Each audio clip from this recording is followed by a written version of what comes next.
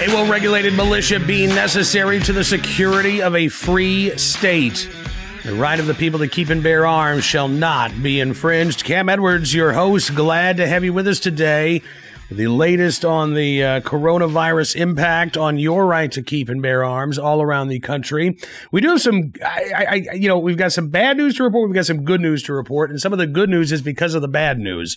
Last Friday, we talked about the lack of lawsuits that had been filed to date regarding some of these stay-at-home orders that were closing gun stores in places like California, Pennsylvania.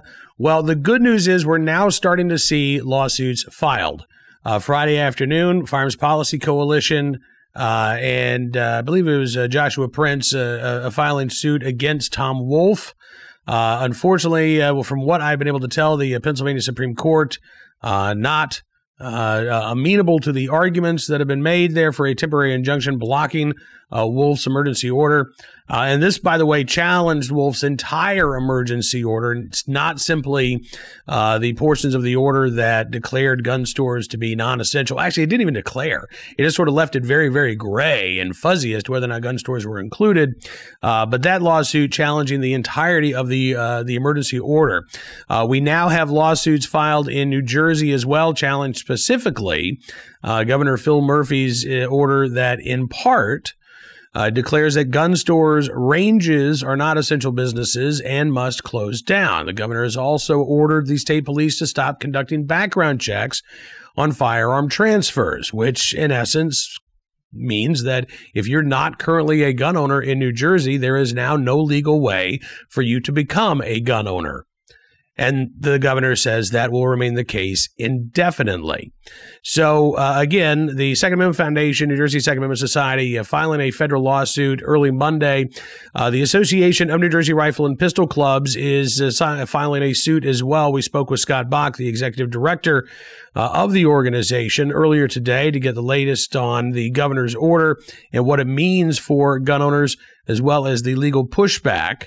Take a look and a listen. Scott, thank you so much, sir, for coming on the program today. I really appreciate your time. It's great to be back, Cam. Yeah, unfortunately, every time we talk, I'd say 95% of the time we talk, it's about bad news in New Jersey. This is perhaps the worst news you and I have ever talked about. Obviously, the nation coming to terms with the coronavirus epidemic, and not to underestimate the severity of this, but in New Jersey, Governor Phil Murphy has declared that gun stores are non-essential businesses. He has ordered the state police to quit conducting background checks. So at a time of an emergency, at a time of great uncertainty, the barriers that the state of New Jersey already puts in place before folks can exercise their right to keep and bear arms are now simply insurmountable. It is impossible for a resident of New Jersey to acquire a firearm and ammunition right now to protect themselves and their families legally.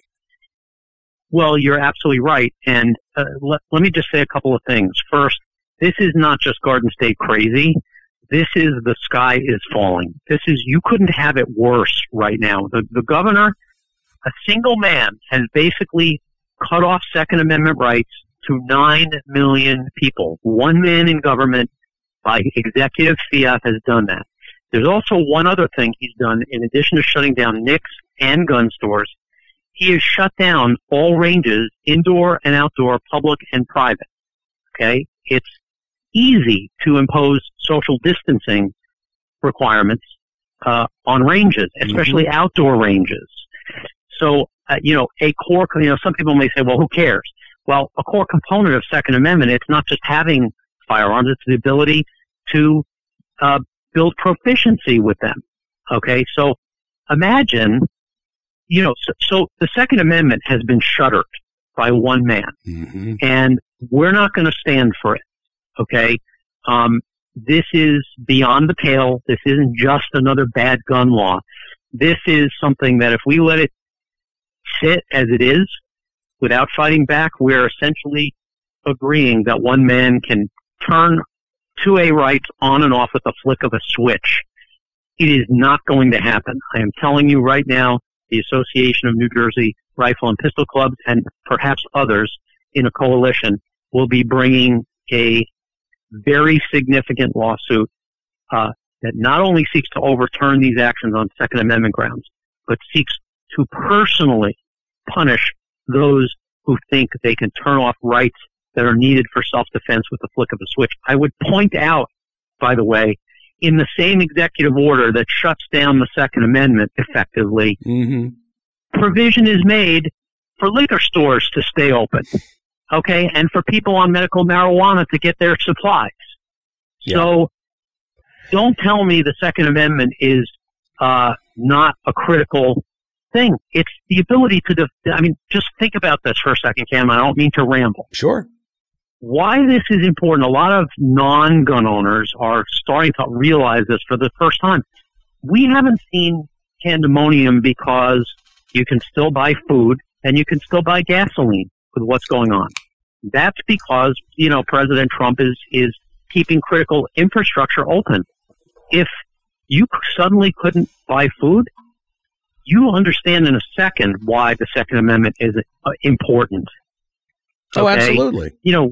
We're not at the point where people have that level of concern and where people are at that risk, but we're one layer away from it. I was going to say, what seemed unthinkable 2 weeks ago is now reality for a lot of us. And so what seems unthinkable today, I'd love to be able to say, Scott, that everybody's going to behave themselves, everybody's going to shelter in place, we're not going to see violent crime increase. I don't know that. I honestly don't know that, and I don't think that is an unreasonable concern when in Detroit, Michigan, you've got 150 officers at the moment who are quarantined because there's been an exposure. At least I think 5 as of yesterday have tested positive. It's a legit concern that, the public safety net is going to fray over the next couple of weeks. And we have seen, I'm sure New Jersey has been no exception, we have seen the long lines outside of gun stores in places like Los Angeles, in the Chicago suburbs, in the Philly suburbs, and in Philadelphia itself. And it's important to note as well that not every governor has taken this step. We have seen this in Pennsylvania with Governor Tom Wolf, Governor Gavin Newsom out in California, but Governor J.B. Pritzker in Illinois over the weekend said gun stores are an essential business. Governor Ned Lamont in Connecticut said that gun stores are an essential business and they will remain open. So this is not even a red versus blue thing. This is, I think, anti-gun politicians really letting their anti-gun mentality get the best of them at a time of emergency. I don't think Ned Lamont is a huge fan of the Second Amendment. J.B. Pritzker has signed every gun control law that's gotten to his desk. But A, clearly, this is a right that is critically important to Americans right now. And B, I think from a practical matter, even if you don't like gun ownership, to close gun stores right now is only going to exacerbate fears and quite possibly exacerbate problems because criminals might feel emboldened at this time. Absolutely. And more importantly, listen, we have 9 million people in the state of New Jersey. About 1 million of them are gun owners. Mm-hmm. What about the other 8 who are waking up to this new dystopian reality that keeps changing day by day with degradation of services? We're down to essential services now. And by the way, the governor's executive order isn't for a week or 2 weeks or a month. It's until further notice. It's completely open-ended. Okay? They must be giggling in the State House, okay, about how clever they are to shut off gun rights with the flick of a switch. Oh, we can shut off because it's a state point of contact for NICS. Right. We can shut it down. We can order gun stores closed. We can order ranges closed. Come on. How can you keep liquor stores open? Okay, that's an essential service. But, gun stores and gun ranges and the NICS system have to close because they're not essential. Oh, really?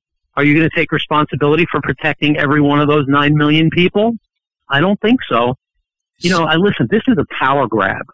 It's a test to see what they can get away with. And I'm telling you, in New Jersey, we're not going to take it. We're going to hit back. We're going to hit back hard, and we're going to hit back personal. Okay? It's, there's these sovereign immunity statutes that insulate lawmakers from liability. Okay? Except where they consent to be sued. Well, those laws will not protect someone who thinks they can turn off something in the Bill of Rights with a flick of a switch, and it's purely political anyway. I mean, there's no rational argument for determining that these functions are non-essential. Absolutely. Really. And by the way, their orders don't create exceptions for police. I wonder what's going to happen when police need ammunition, okay, and when police need firearms. Unbelievable. So do you anticipate that this lawsuit is going to be filed today, Scott? No, it's not going to be filed today. We're building coalitions and doing our research. We're not in so much of a rush to file. We're in a rush to develop the best case that's going to have the best chance of winning. So I would say within a couple of weeks at most, we will be filed. But there is a frenzy of work that is going on behind the scenes. Okay. And in the meantime, what is your advice to gun owners in the state? Because, I mean, the laws of the state of New Jersey, I was thinking about this today. My stepmother lives in New Jersey. She's in her 70s. She is sheltering in place. She is by herself. I don't think she's a gun owner, but she may very well want to become a gun owner at this point in time. There's no way that a friend of hers could loan her a firearm or anything of that nature in New Jersey. I mean, she really is just out of luck right now in terms of becoming a legal gun owner, isn't she? It's the 8 million that aren't gun owners that need the advice. The people who are gun owners have their firearms. They can defend their property if they need to and their lives. It's the 8 million others who are waking up to the reality that they are completely vulnerable and, one thin line away from having the need to exercise the Second Amendment. Now, by the way, turning these things back on doesn't mean they'll instantly be able to own firearms. They have to go through the permitting process and have the firearms ID card, which is an issue we were fighting last week, town by town. Towns are just shutting down and saying, we're not, no more permits for you. We engaged with like 15 towns, and I think 10 of them within an hour of us talking to them reversed their policies and realized they were, but now we're on a statewide fight. My advice to people who don't have access to guns and ammo right now is I don't know what to say. Okay. Right. I mean, avoid trouble, but listen, you don't have firearms and ammunition available to you now. That's the price. Learn the lesson. This day will pass in New Jersey. Okay, some people think it's a trial run for something else. I don't want to get into the area of conspiracy theory, but it certainly is convenient that this has been used as an opportunity. Well, learn the lesson. Learn the lesson.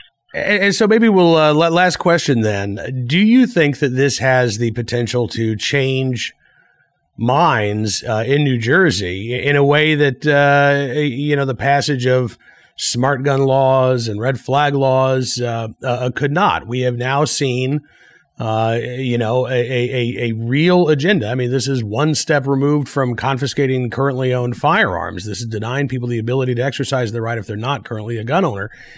Do you think that this will change attitudes towards gun control and towards gun ownership in New Jersey? I do. I think that people who always said someday I'm going to get a gun, but just never did it because it was too much hassle, are going to be wide awake after this.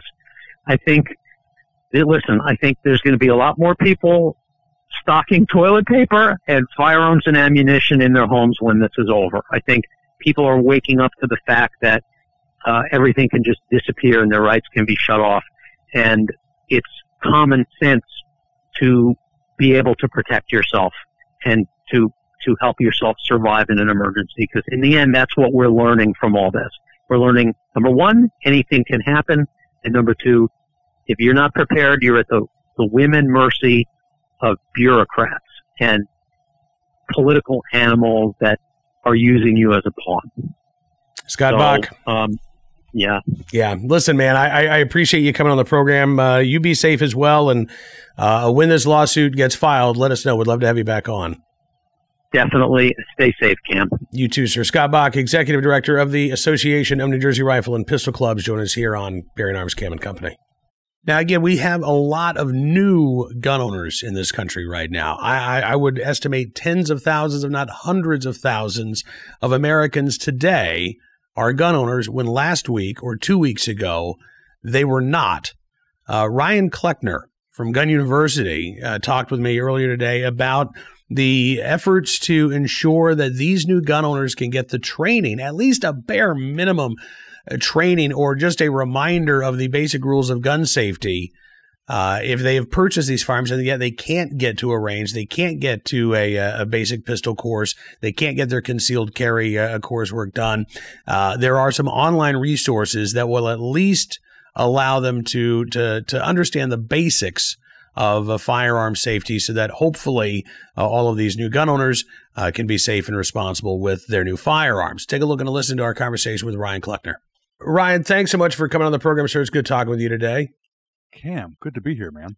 And it's great to see you. Hopefully you're sheltered in place. Everything's going okay?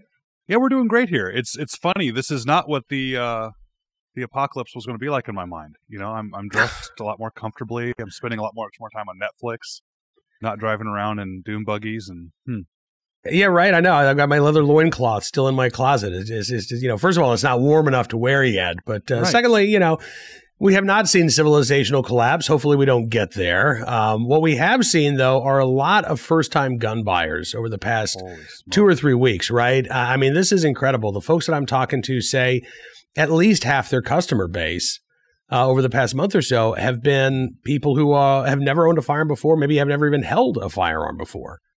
Absolutely right. The stats I'm hearing from some of the bigger local gun shops or people I know in the industry, just like you, we talk amongst ourselves. I've been hearing 5 times, as from the big gun shops, 5 times their normal daily rate of sales for the past week. So each day they're closing, and it's amazing how much more volume they're doing. And then much higher than 50% are brand new gun owners. And there's a big portion of those that don't really even understand guns at all, which makes sense because they're so new to guns. But people are literally walking in. I was at one gun store and actually overheard the conversation of, I need a gun. What kind of gun do you want? Well, a gun. What do you want it for? To protect myself. Would you like a handgun or a rifle or a shotgun? And their answer was, yeah, whatever. I need a gun. So they get the need for a firearm, which is, guys, we should not skip over that fact. That's huge, right, that more and more people are recognizing the need. But they need to be informed, too.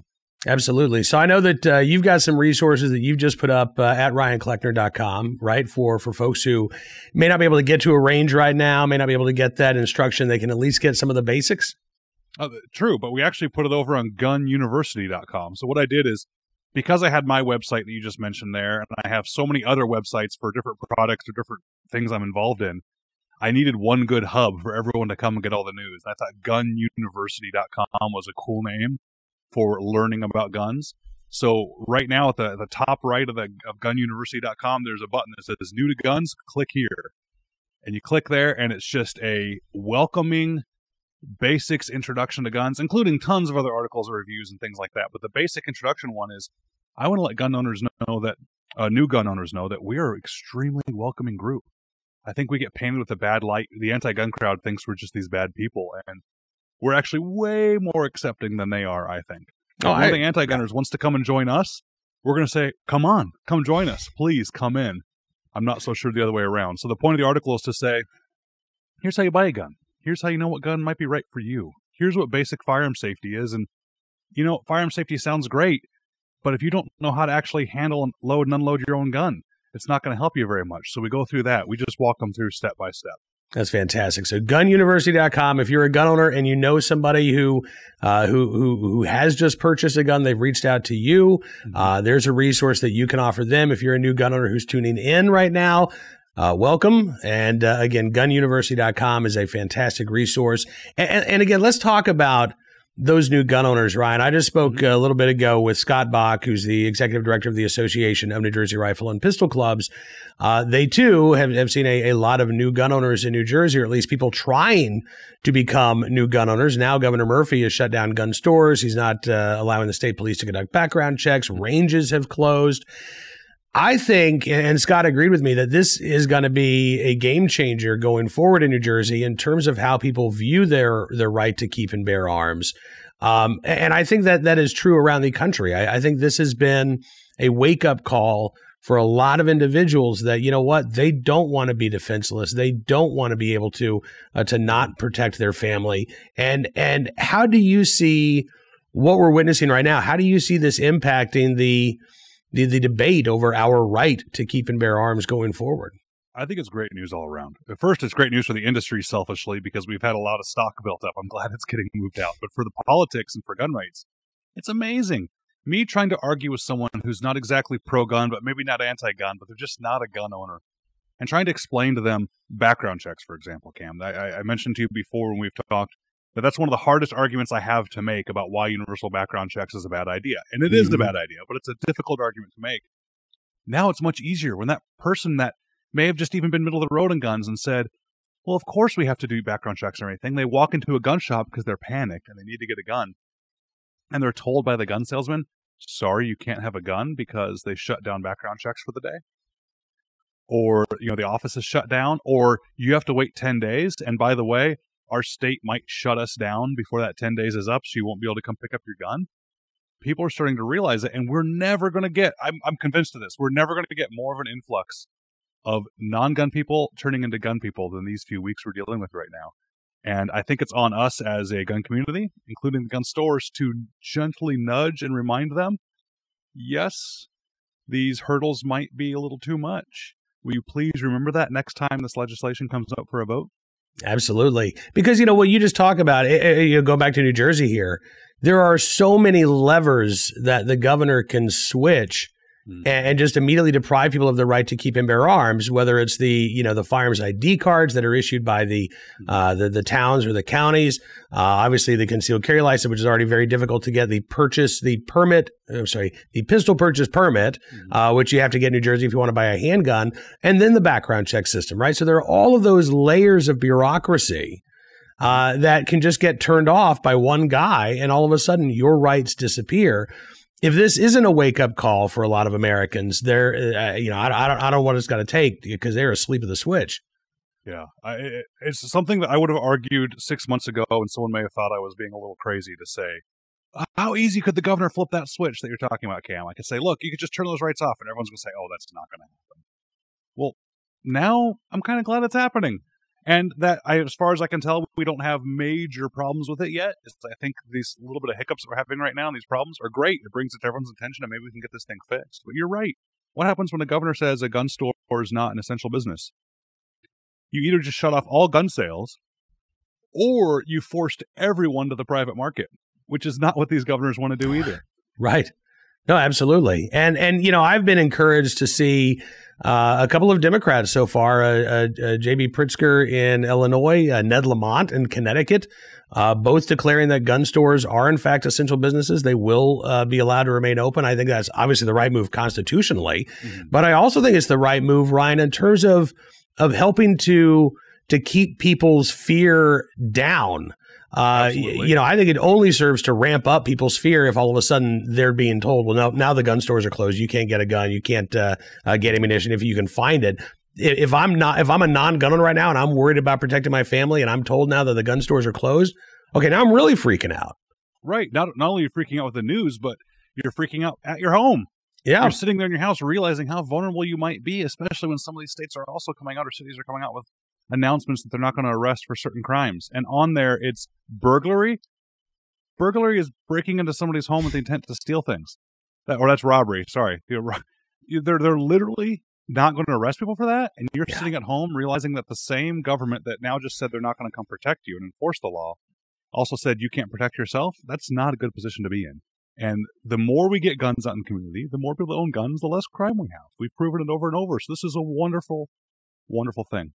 Yeah, unfortunately, I guess we found the silver lining here. I would prefer, honestly, all things considered, to keep fighting the battles that we were fighting a few weeks ago. But, we don't have that choice. And we have to, I think, as gun owners, as you say, not take advantage of this opportunity, but recognize the moment that we are in, recognize this influx of new gun owners that are coming into the fold, and working with them so that, when we come out the other side of this, we have a Second Amendment community that is even stronger, that is more vocal, and that is intent on protecting and securing our right to keep and bear arms.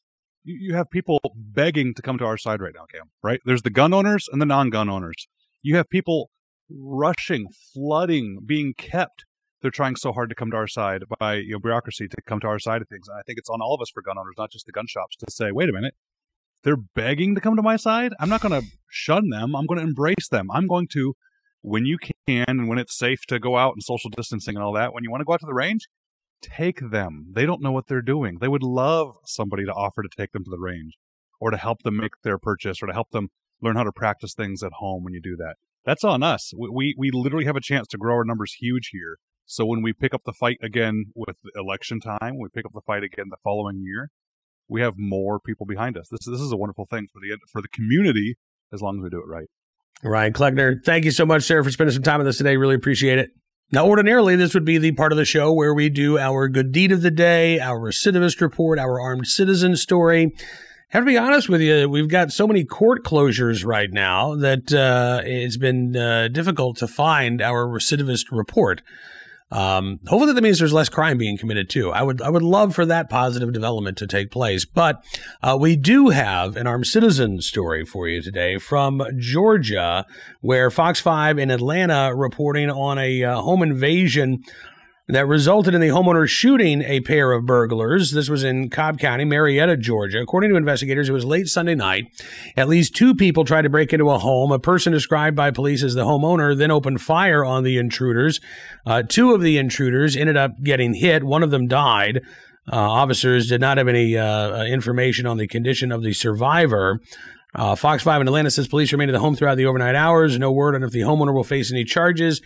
I mean, look, if this shakes out the way that it's being reported, there is no way that the homeowner is going to be facing charges for acting in self-defense when a pair of individuals broke into their home. But that's the sort of boilerplate language that the media has to put in there.